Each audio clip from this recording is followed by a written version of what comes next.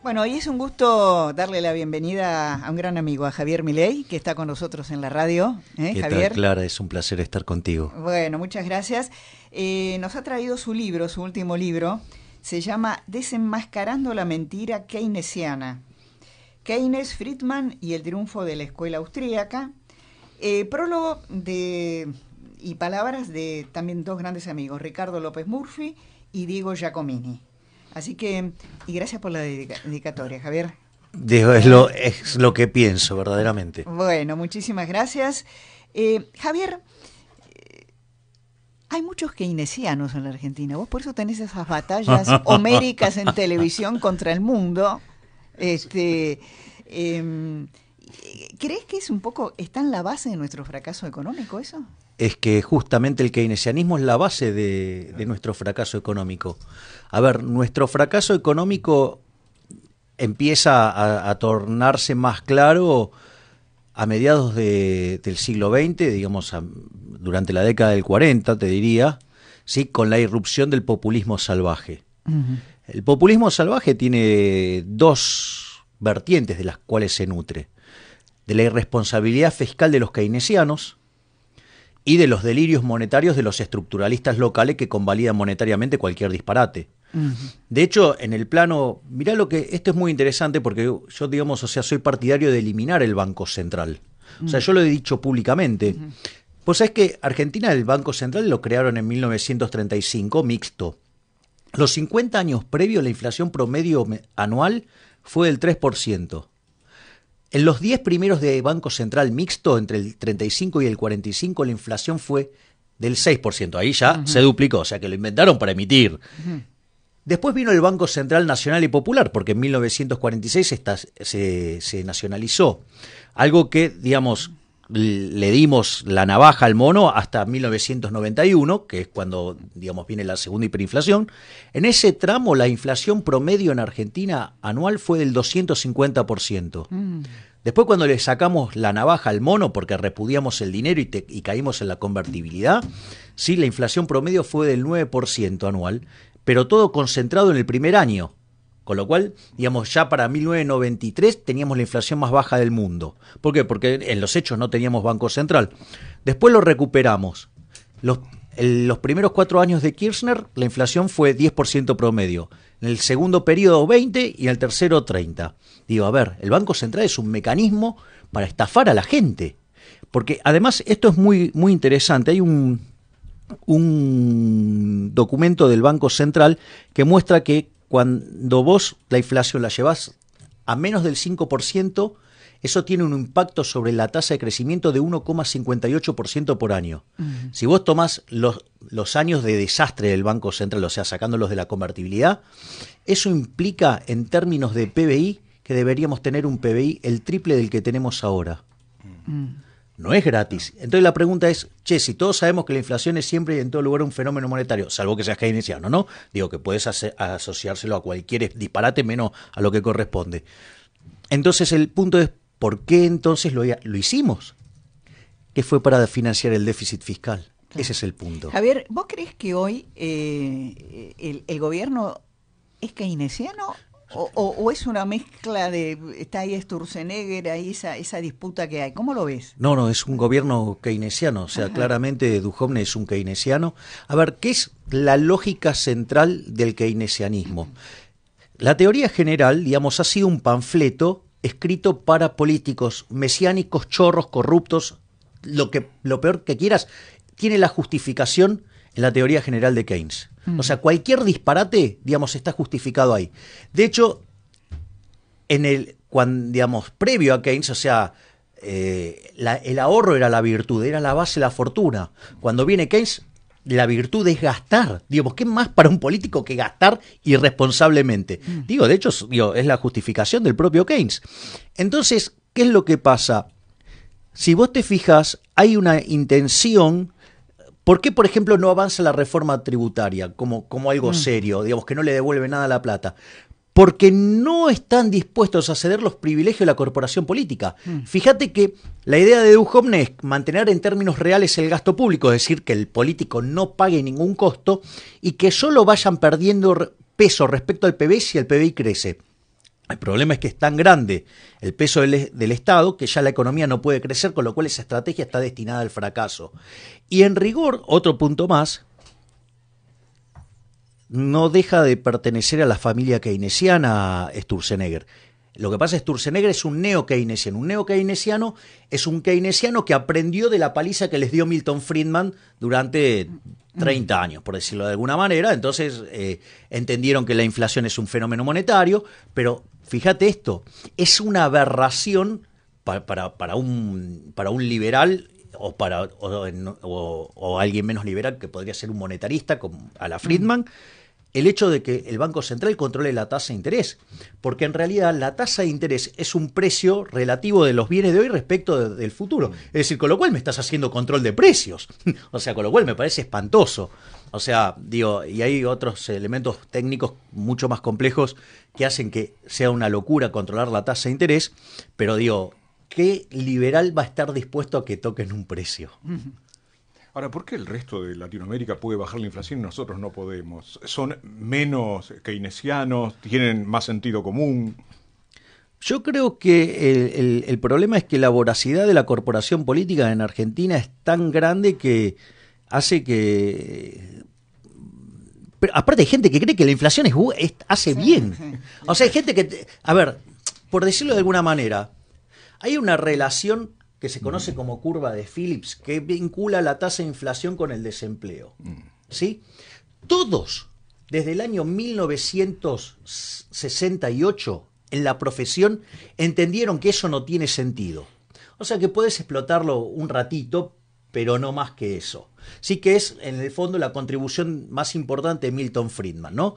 Que se llama la curva de Phillips aumentada por inflación. Dice, mirá, la verdad que la gente aprende, y cuando la gente aprende vas a estar en el mismo nivel de desempleo, pero con una tasa de inflación más grande. Bueno, digo, en el único lugar del mundo donde se niega eso es en Argentina. La keynesianera de Córdoba y Junín vive produciendo brutos a mansalvas que hablan que no, bueno, un poquito de inflación está bien, y digamos, y que vos le podés sacar fruto a la política monetaria.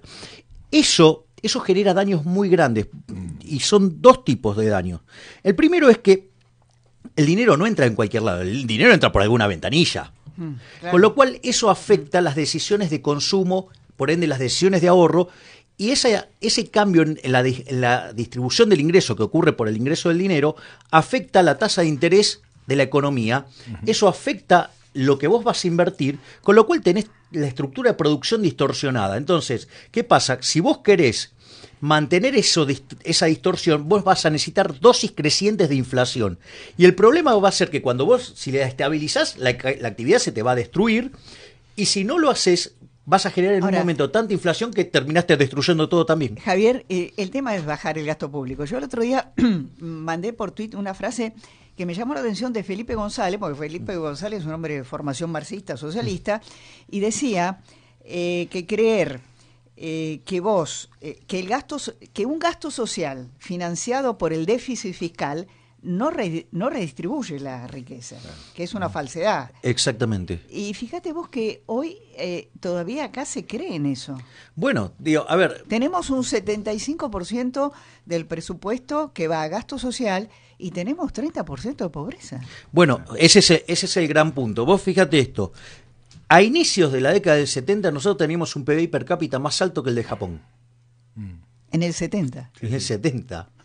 En el 70. Teníamos 5% de pobres y teníamos la mitad del tamaño del sector público. Hoy tenemos el doble del tamaño del sector público con el verso de la justicia social y sextuplicamos la cantidad de pobres. Entonces, digamos, hay algo que no funciona. Y el problema es que cuando vos empezás con esta cosa de la redistribución del ingreso, es decir, que eso, digamos, parte de una base marxista que cree que la torta está dada y que se puede redistribuir, es ahí donde empieza el problema, porque, digamos, primero que la torta, supongamos que pudiera darse una situación como esa, en realidad no es cierto, porque cuando vos la quieras redistribuir, digo, como alguien la tiene que producir, y el que la va a producir entonces se va a llevar menos, por ende va a producir menos, con lo cual cuando empezás con esas cosas la torta va a ser más chica. Pero además, no es que la torta está dada, en realidad el ingreso es es un proceso de descubrimiento.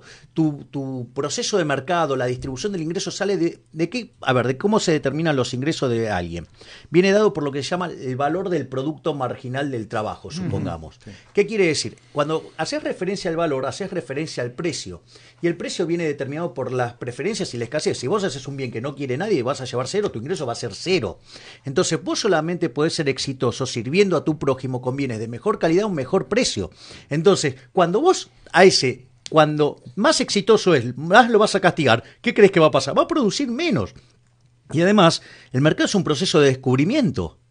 Entonces, digamos, si vos lo vas a castigar, y bueno, el problema es que, digamos, la gente se va a empezar a mover menos, y por ende se va a achicar la torta, cada vez vamos a ser más pobres, y eso es lo que nos pasa. Y acá con el tema de las políticas activas, a mí me da miedo cuando alguien dice políticas activas para tal o cual sector, porque pienso que amigos tienen tal o cual sector. ¿Cómo se produce la riqueza en la Argentina?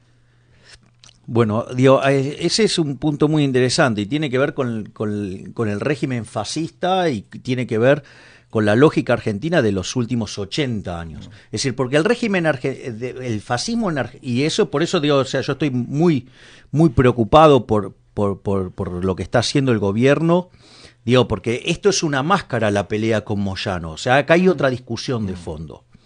Argentina, en la década del 30, instaura un régimen fascista. Un régimen fascista es una situación donde los empresarios descubren que es más fácil llenarse de guita entongándose con un político que sirviendo al prójimo con un bien de mejor calidad a un mejor precio. En esa situación, ¿qué hicieron? Se aliaron con los políticos y levantaron muros para que no compitan. Entonces, ¿qué es lo que pasa?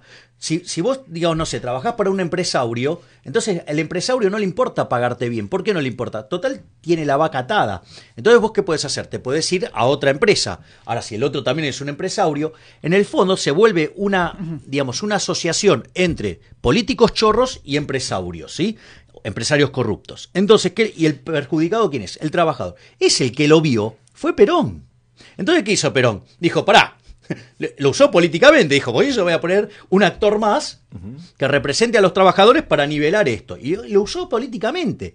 Lo que está haciendo hoy el gobierno, que lo enfoca pegándole a Moyano, pero que esa es la parte que yo no entiendo, digamos, de los demás sindicalistas, que no se dan cuenta que hoy van por Moyano, después van a ir por los demás. Lo que pasa es que ya algunos ya se entregaron porque están más sucios todavía que Moyano. Entonces, ¿qué es lo que pasa? Lo que está haciendo el gobierno es tratar de eliminar al tercer sector, con lo cual, digamos, ¿qué vamos a volver al fascismo del 30? Eso es lo que a mí me parece gravísimo. Es decir, esa me parece la cosa tremenda. O sea, eso es lo que yo veo como peligroso. Entonces, ahora, ¿qué es lo que pasa? ¿Qué es lo que hace el gobierno? Fíjate, porque, a ver, yo voy a hacer una pregunta. Lo que pasa en Independiente, ¿que no pasa en los otros equipos de fútbol? Claro. ¿No pasa en el Boca de Angelici? Digo, o antes de Angelici no estaba Macri. Digo, ¿cómo Macri no sabe eso? Pregunta, ¿el problema de los sindicatos, la obra social y la guita que tienen los sindicalistas es de ahora? Digo, porque hace 2 años, sí, Macri inauguró un monumento de Perón con Moyano.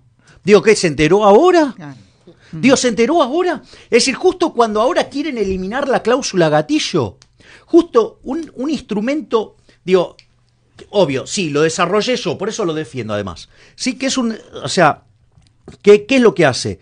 Cuando vos le pifiás al precio, que es lo más normal del mundo, sí, porque estás mirando para adelante, y la economía es la ciencia de la acción humana, o sea, hoy puedo hacer esto y mañana me cambia la preferencia y es otra cosa, ¿sí? Entonces, ¿qué es lo que pasa? Seguro que le voy a pifiar. ¿Qué es lo bueno de la cláusula gatillo? Que si lo que se pidió de salarios va por abajo, se le recompone al asalariado la plata y no pierde. Y el empresario tampoco pierde y por ende no se castiga el proceso de acumulación de capital. O sea, el mejor de los mundos. O sea, no es bueno que los precios transen. No, este gobierno quiere imponer que haya transacciones todos los días. Porque si fuera lo ideal que es que haya todos los días cláusula gatillo. ¿Sí? ¿Qué quiere el gobierno? Eliminarla. ¿Dónde se vio que un mercado que transa una sola vez en el año funcione mejor que uno que funciona todos los días? Claro, el otro día en el reportaje que le hicimos a Juan Carlos de Pablo nos decía lo mismo. Claro. Dice, ¿quién te va a asegurar un precio de aquí a diciembre? Claro, exacto. Y el salario es un precio también. Claro. Pero aparte, a ver, aparte, el gobierno dice, no, salió a decir, no, Sandleris, ¿cómo se llama? Salió a decir, no, los economistas están equivocados. Pero ¿qué autoridad moral tenés para decir están equivocados? Dijeron que iban a tener 25% de inflación, tuvieron 41. Dijeron que iban a estar entre 2 y 17, o sea, 14,5, y tuvieron 25. ¿Sí? Digamos, fueron por una meta del 10 y a los 15 días la cambiaron por una de 15. Y las expectativas que estaban en 15 ahora se le pasaron a 20. Es decir, ¿de qué me están hablando? Es decir, aparte, digo, es irritante este gobierno. Este gobierno es irritante. Digo, a mí quien más me irrita es Vidal. Vidal se hace la comprometida socialmente. La Evita amarilla es. ¿Sí? Pero sucede que cuando hubo que meterle la mano en el bolsillo a los jubilados para financiar su proyecto político, ahí no dijo nada. Ahora quiere negociar 15% sin cláusula gatillo.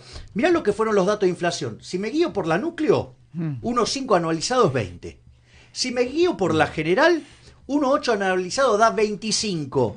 Y ella los quiere, digamos, en 15. Digo, ¿qué es lo que quiere? Y quiere más fondos para aplicarlo en hacer caños por la matanza para ganar la elección a costa de los trabajadores. O sea, ¿eso no es perverso?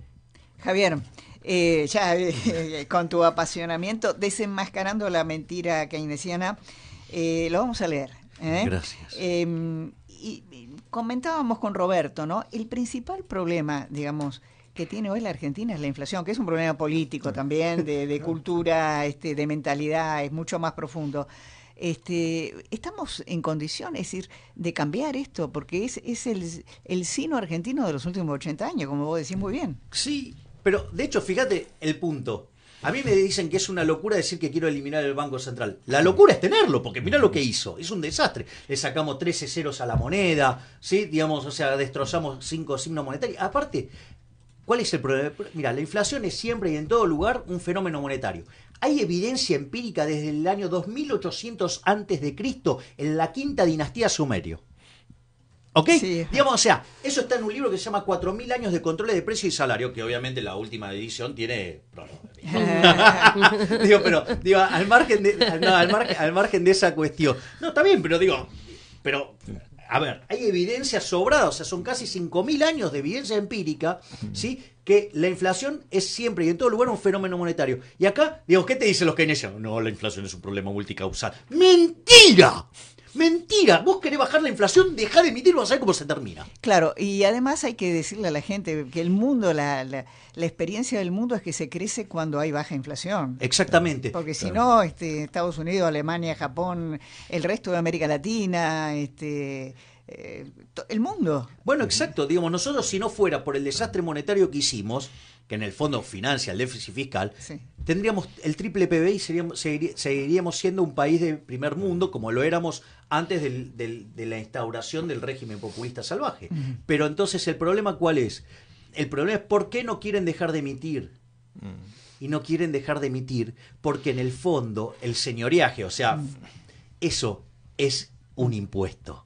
¿Y quién se beneficia con eso? Los políticos. Lo que pasa es que en todas partes del mundo entendieron que, o sea, si vos querés afanar, es más interesante que la torta sea cada vez más grande. Entonces, digamos, cada vez afanás más. Acá, digamos, quieren afanar cada día más, pero de una manera tan salvaje que hacen que la torta sea cada vez más chica. O sea, están matando la gallina de los huevos de oro. Javier Milei, muchísimas gracias. Gracias por haber estado con nosotros y gracias por habernos traído tu libro. No, por favor, es un placer enorme para mí haber compartido este momento con ustedes y en especial con vos, Clara. Gracias.